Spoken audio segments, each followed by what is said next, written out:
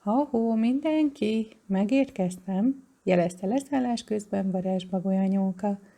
Majdnem elkéstem, a mókus uraság bizony lábát törten, neki kellett segítenem.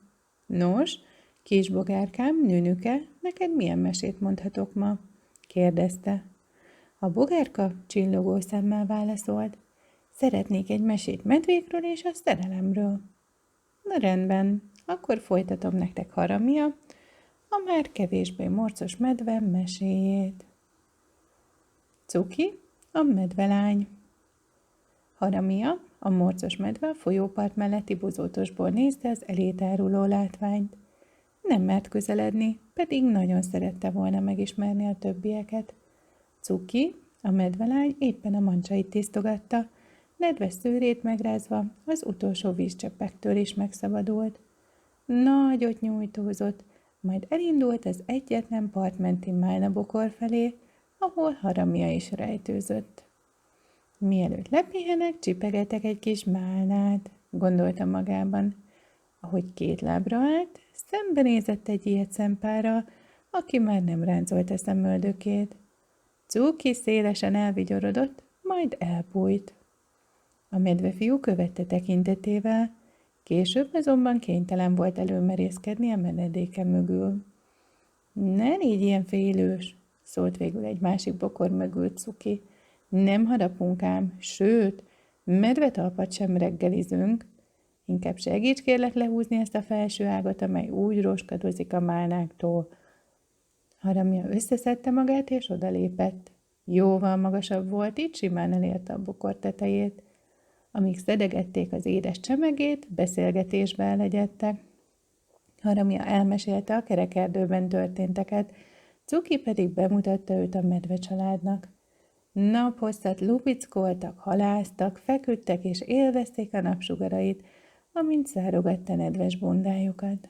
Haramia gyönyörű virágkoszorút font, amit a macilány fejére tett. Ahogy elkezdett esteledni, a Szent János bogár is előbújt rejtekéből, és világított kettejüknek. Így teltek napjaik teljes harmóniában és egyetértésben. Cukit egyre jobban kezdte érdekelni az ismeretlen erdő, és igazán megkedvelte a hatalmas medvepajtást. Egy nap így szólt medve mamihoz. Édesanyám, engedj el kérlek Haramiával, hadd nézzem meg vele kerekerdőt. Sosem jártam azon a vidéken, meg szeretném ismerni az ott lakókat. Jól van, Cukikám, végtére is elég nagy vagy már. Nagyon vigyázzatok egymásra, áldásom rátok, felelte a mamája. Ezzel a két fiatal nyakába kapta a világot, és szammogva nekiindultak a hosszú útnak.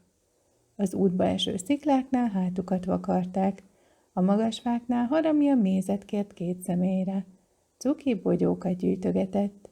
Mindketten új dolgokra tanították a másikat. Amikor végre odaértek Haramia barlangjához, Cuki eltátotta a száját.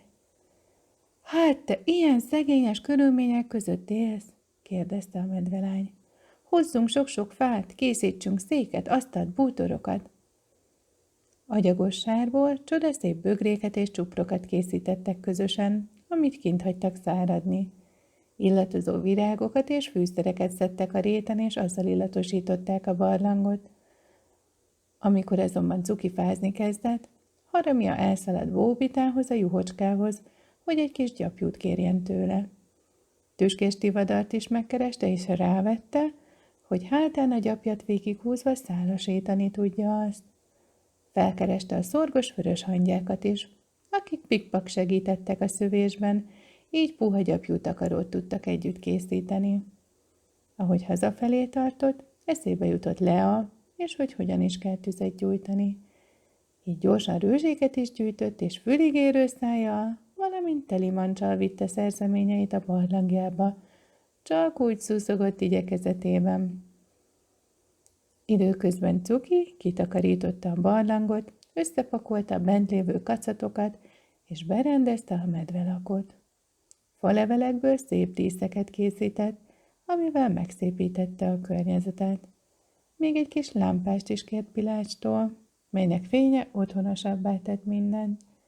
Amikor meglátta Haramiát, nagyon megörült neki, hát még a puha gyapjú takarónak, amit a medvefiú oly nagy gondoskodással készítetett. Estére Haramia begyújtott, a medvéske pedig csak ámult a tűz látványától és a kedves ajándéktól. Ahogy egymást átölelve körülülték és nézték a felszálló szikrákat, Cuki körbenézett és tudta, hogy Haramia mellett jó sora lesz.